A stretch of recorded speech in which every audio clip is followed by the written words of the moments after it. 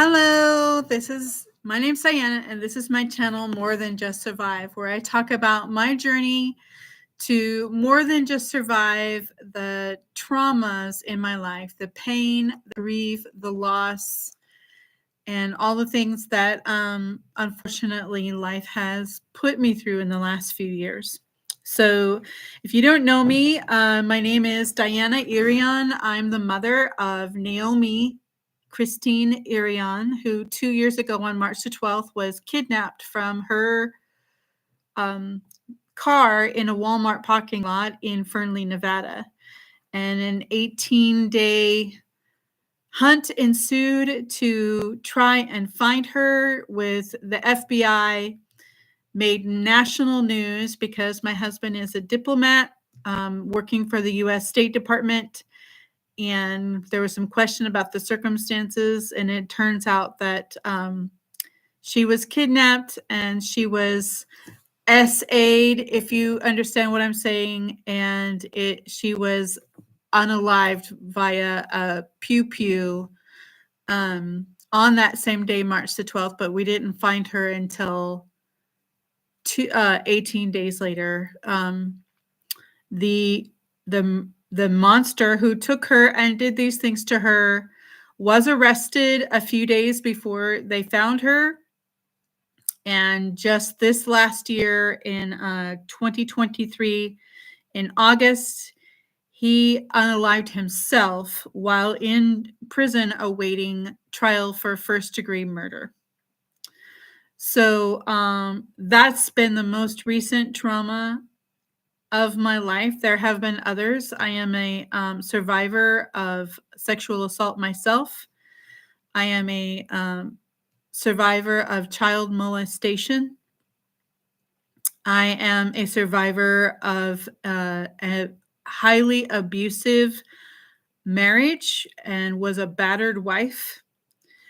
And just to name a few of the traumas that I have gone through in my life. I am 56 years old, for context, and currently my husband and I live overseas in the country of the Czech Republic, in the capital city, Prague, where he serves at the U.S. Embassy here in Czech Republic. So it's been a while since I did a catch up on this channel, More Than Just Survive. I regularly post to my other YouTube channel, and that's where my focus has been, because for the last few months, it's been hard, y'all. It's been really, really hard. I've been in a very bad state of depression and just barely even functioning at all because of, everything that I'm going through.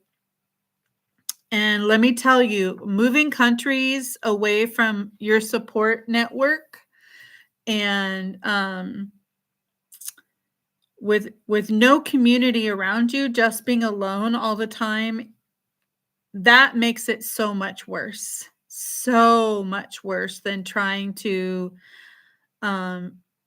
go through the grieving and healing process when you're surrounded by your friends and family in your home country, in your own community.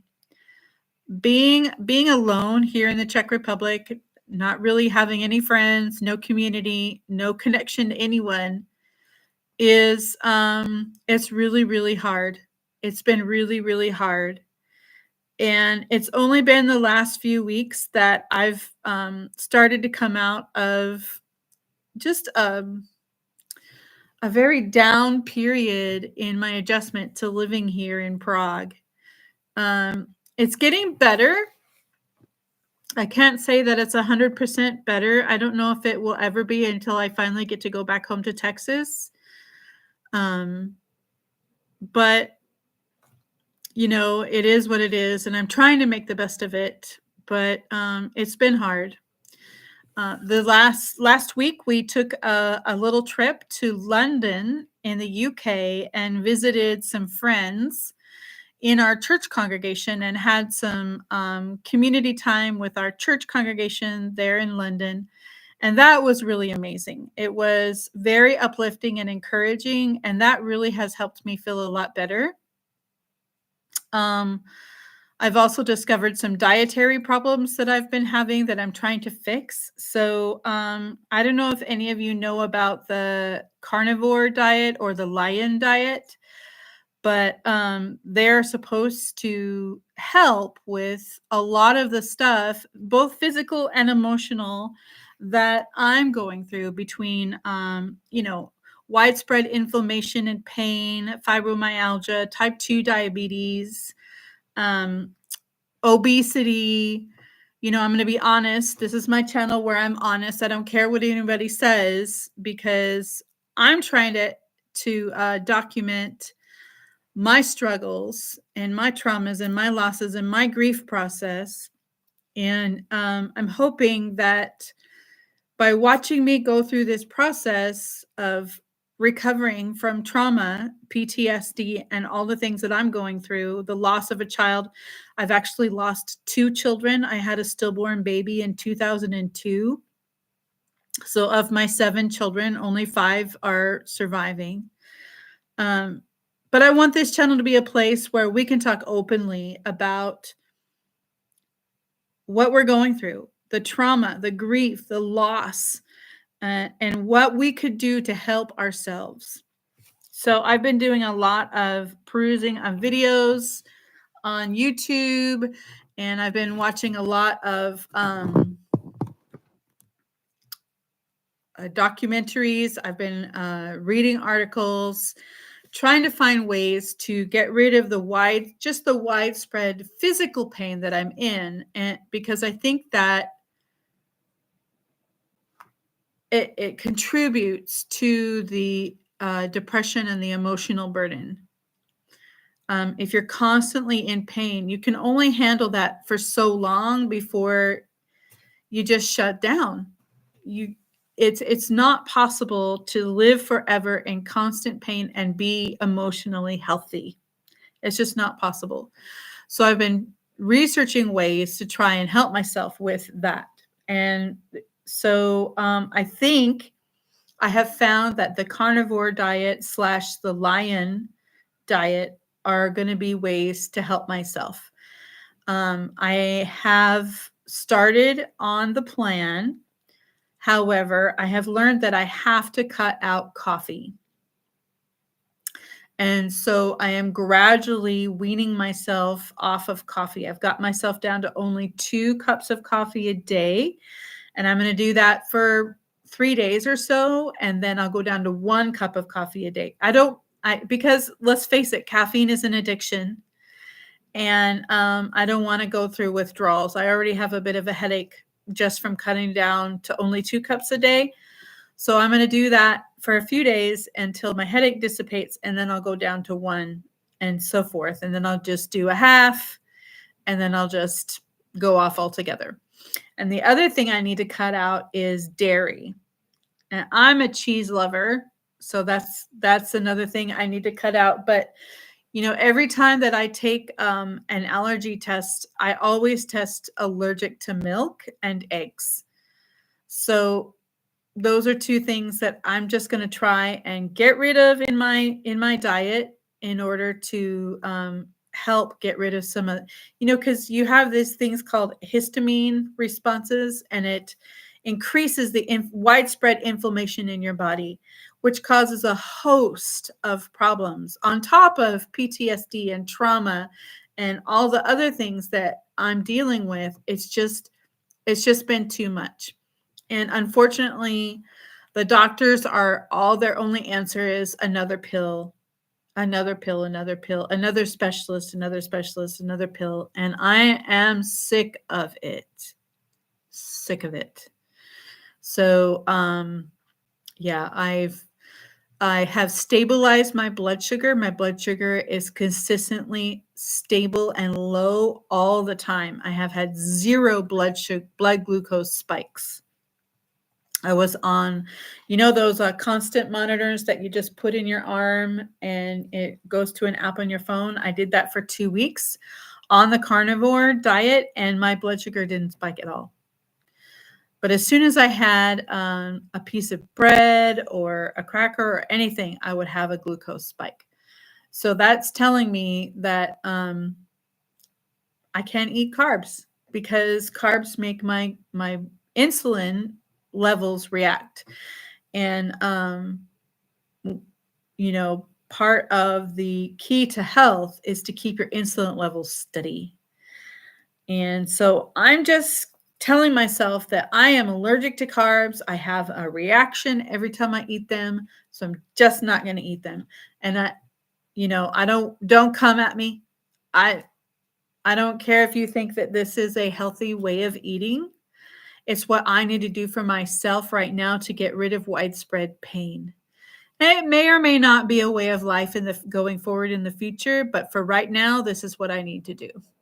So, I'm not going to read any comments about how unhealthy people think that the carnivore diet is. I would refer you to Michaela Peterson's podcast where she talks about being 5 years on the carnivore/lion diet and being the healthiest that she's ever been in her life. I would refer you to Dr. Ken Berry, Dr. Chafee, and there's a bunch of doctors on online that do social media that talking about this way of eating and how healthy it is and how it's called the proper human diet.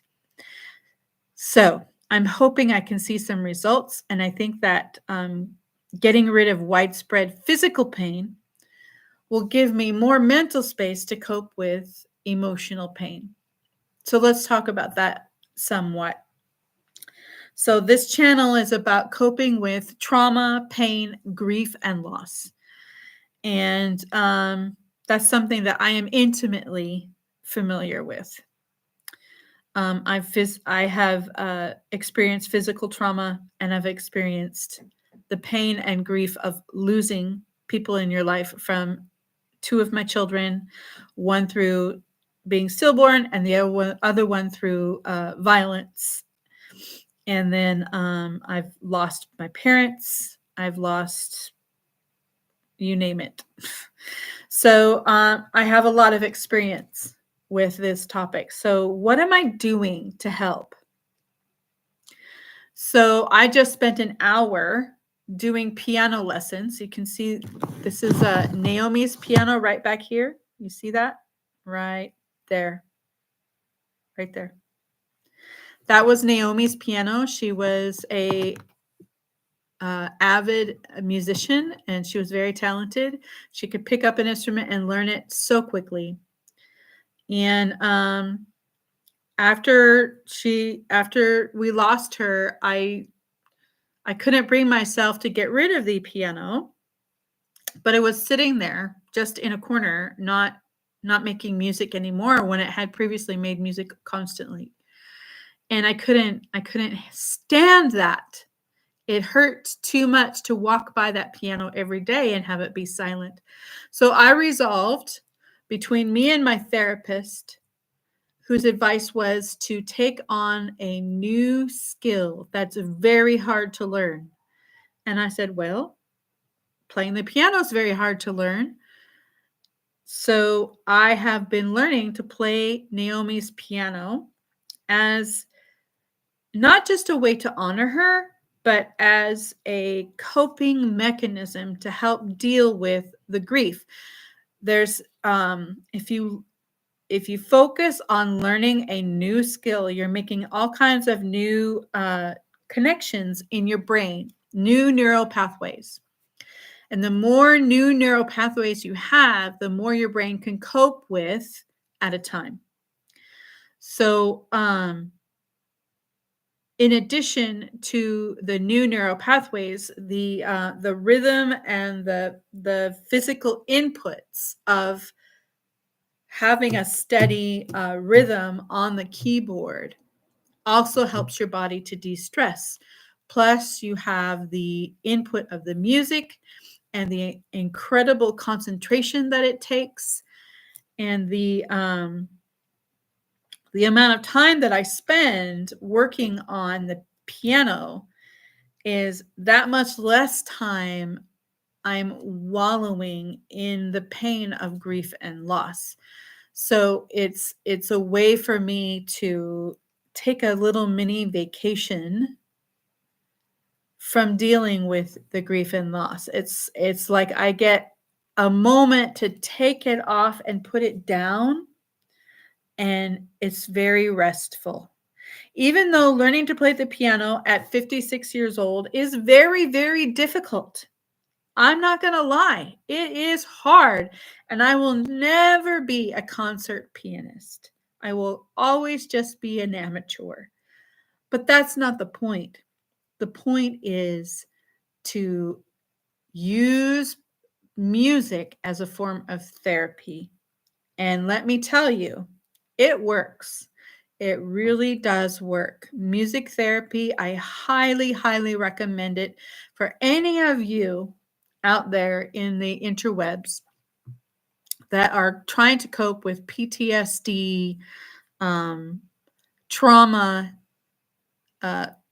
grief, any of those things that we go through in our lives that cause us to be dysfunctional, all the things. Even ADHD can be helped by learning to play music, learning a musical instrument. So I highly, highly recommend learning a musical instrument and spending time on it every day. So I don't play the piano for 4 hours every day. My goal is 30 minutes every day. Do I always make that? No, of course not. I'm far from perfect, but I do work on playing the piano every day that I'm here at home and I have access to my piano. If I'm traveling somewhere and there is a piano, I will also go and play it there. What else am I doing to help with this trauma? Is I have picked up another new hobby, and that's sewing. So I have all my life, I have been a quilter. I liked to do patchwork.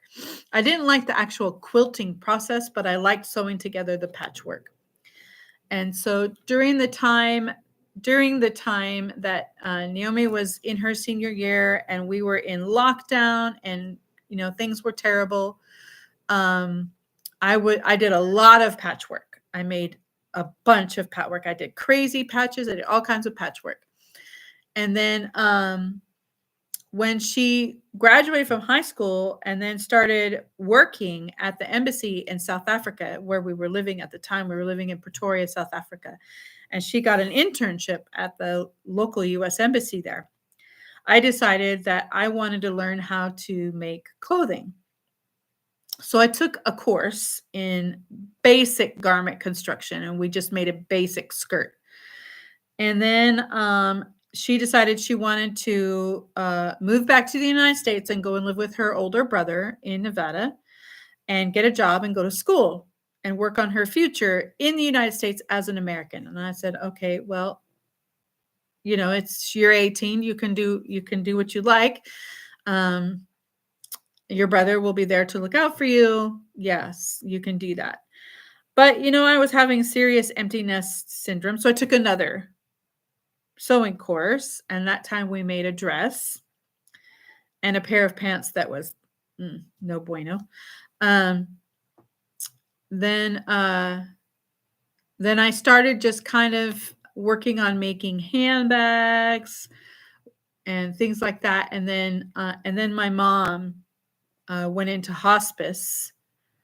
And so all of this was happening in 2021. Naomi graduated from high school in 2021, in May 2021. And then as soon as she turned 18 in July the 25th, she decided she wanted to move to the United States. And so she stayed for her youngest brother's birthday. He was turning 8. So she stayed in South Africa for that. And then the next day, August the 5th, she moved to Nevada. And then in October of 2021, my mom went into hospice. no, it was September 2021. And so I got on a plane by myself and went to Washington State, where my mom was living, and spent several weeks with her while she was in hospice. And then she did eventually die on October the 11th. Unfortunately, it was after I had to leave because I had family responsibilities. But I did get to spend the last few weeks of her life where she was conscious and could speak with her. And then she passed away in October 2021. And then we flew to Nevada to visit Naomi and Casey. That's the last time I saw her, was mid to late October 2021. And then we went back to South Africa, and I started working on making clothes more intensely.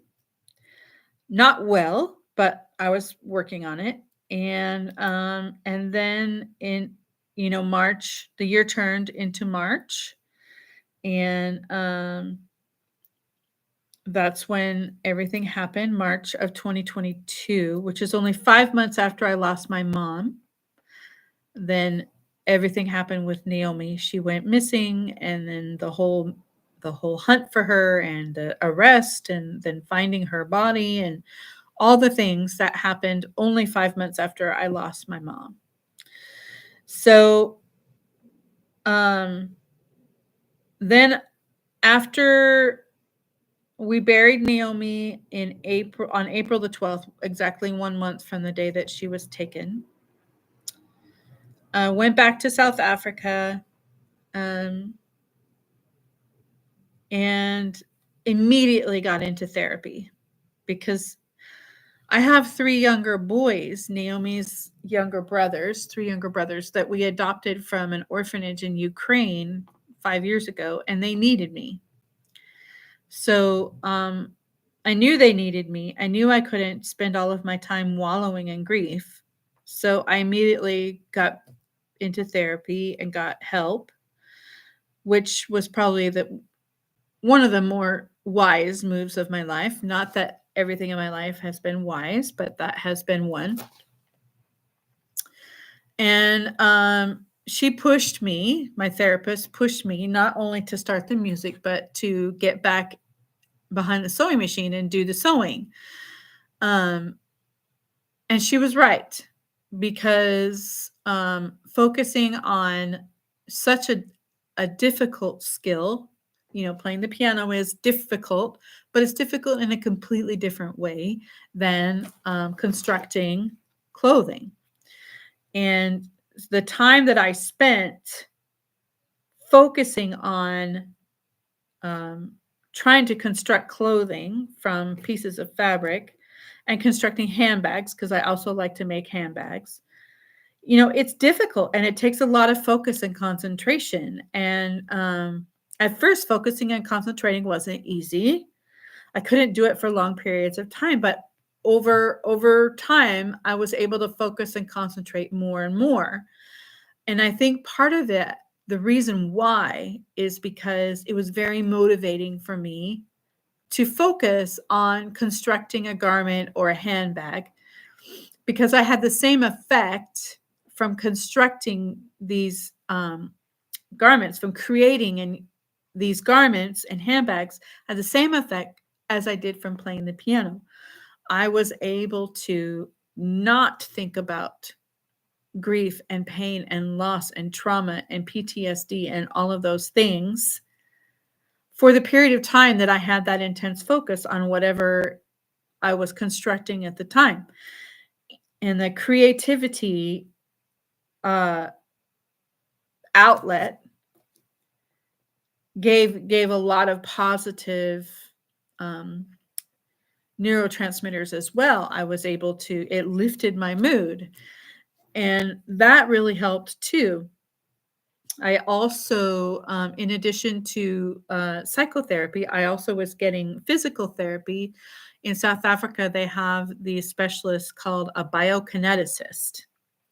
So they have, so physical therapy in South Africa is split into 2 different professions. You have your physio physical therapist and your biokineticist. The physio concentrates on pain relief and starting the healing process. The biokineticist is the one that does the exercises for function and strength. So I had been seeing the physio for my shoulder and neck pain. And so she recommended I see this biokineticist that she knew, because this biokineticist had a treatment for PTSD. So I went to this biokineticist and she started a treatment called Trauma Tremor Release Exercises, TRE. So any of you out there who are suffering from trauma and PTSD, please do some research on trauma tremor release exercises, TRE. The purpose of these exercises is to relax the fascia, to send signals to the back part of your brain, that's your fight or flight response. Send those signals that you're safe and you can relax. So when you have PTSD or you're in a trauma response, this fight or flight part of your brain is switched on and it does not switch off. So when your body is in fight or flight mode, your fascia, which is this membrane that covers your entire musculature, and its job is to get your muscles ready to fight or flee. And what it does is it tightens around your whole body, gets real tight, and pushes oxygen and adrenaline into your muscles so that you can survive. You can fight or you could flee. So when you're in PTSD trauma response, that is constant.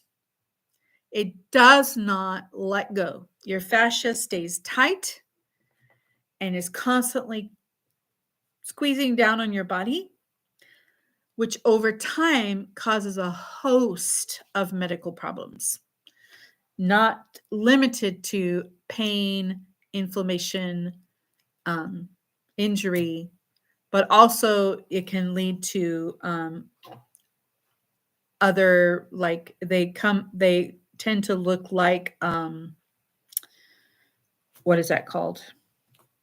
Autoimmune responses, and a whole host. Just look it up. Look at what happens when your body is in fight or flight. If you have trauma, PTSD, if you do a tiny bit of research, you will see that being in constant PTSD trauma is very, very bad for your overall physical health.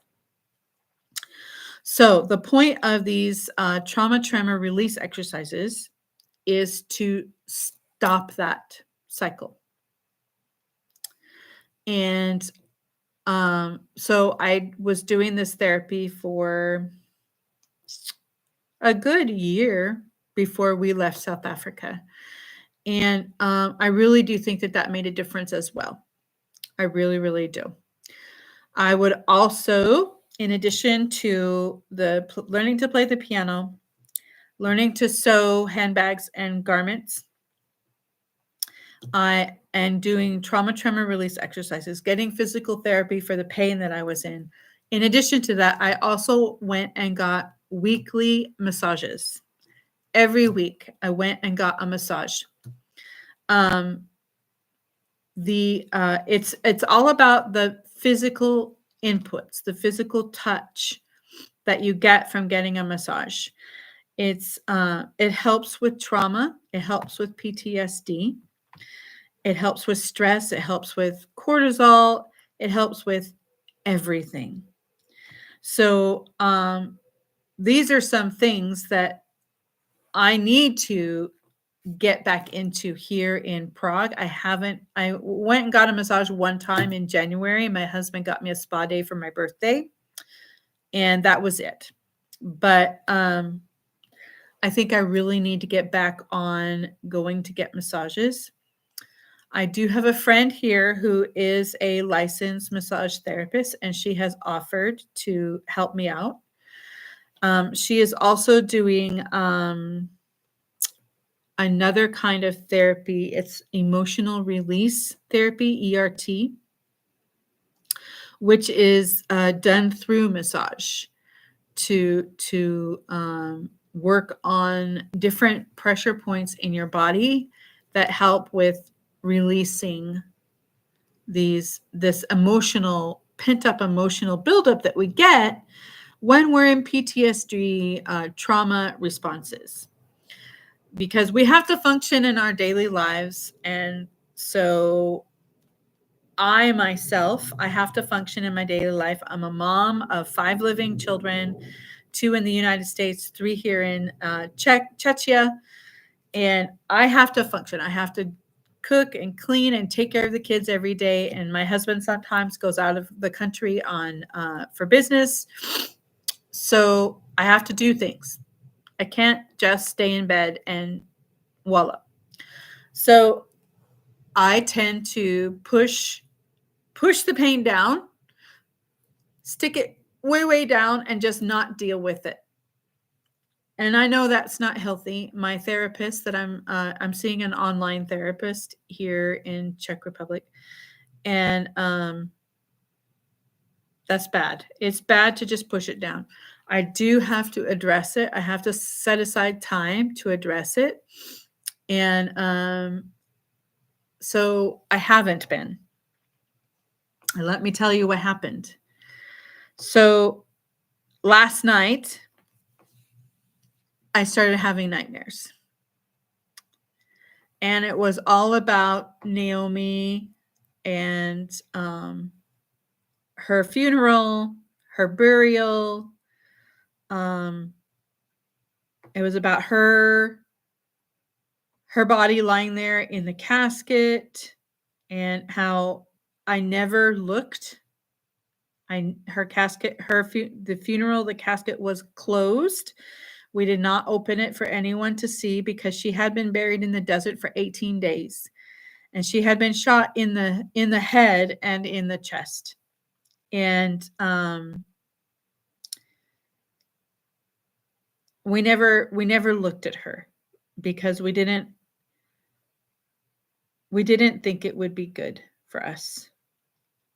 So unfortunately, because I didn't look at her, I'm not sure which is worse, the last memory of her looking the way that she did, or my brain, my subconscious, making up images and torturing me with not seeing her and what she could possibly have looked like, what she went through, the last moments of her life, the torture that the monster put her through, the pain and the fear, the terror she must have gone through. So my subconscious has a way of pulling all of that up when I'm trying to sleep.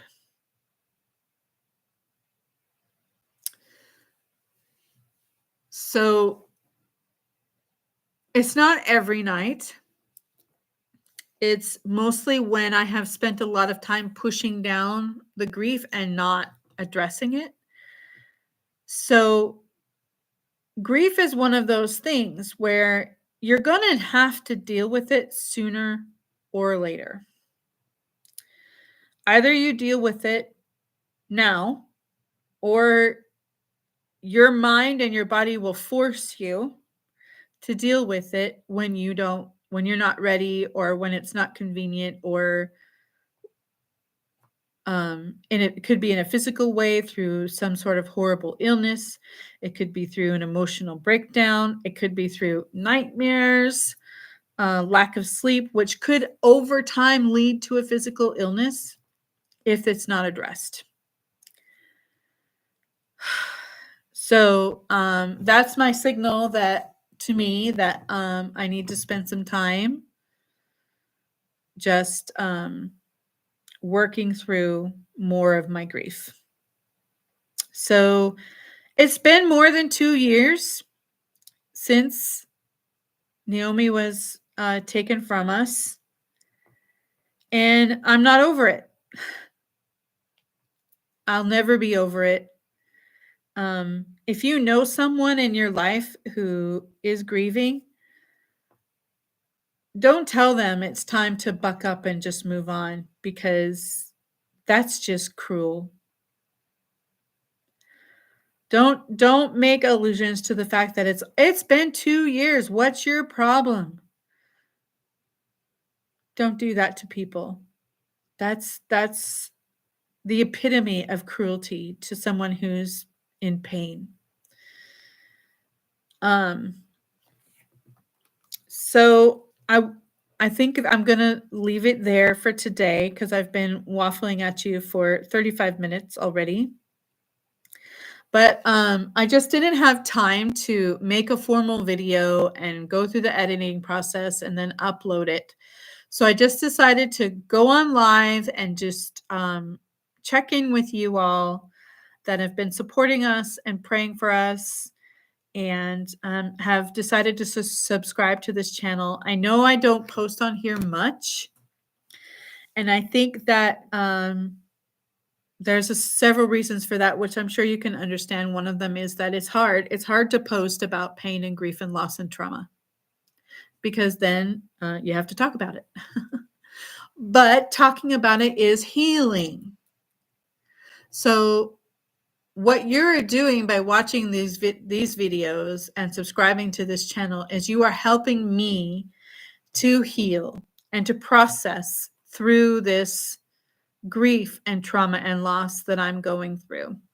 And I really do appreciate you following this channel, subscribing, whatever it is that you want to do. This channel will never be monetized. I'll never allow it. Even if I ever get enough subscribers, I would never allow this channel to be monetized, because this channel's sole purpose is to help me go through my process and to help any of you who are suffering as well.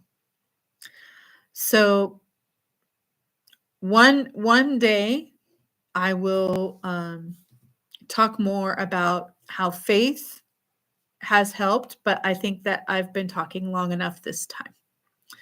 So my love to you all. Please continue to pray for me, because I am not okay yet. And I do appreciate your prayers for me and helping me to go through this journey. Bye.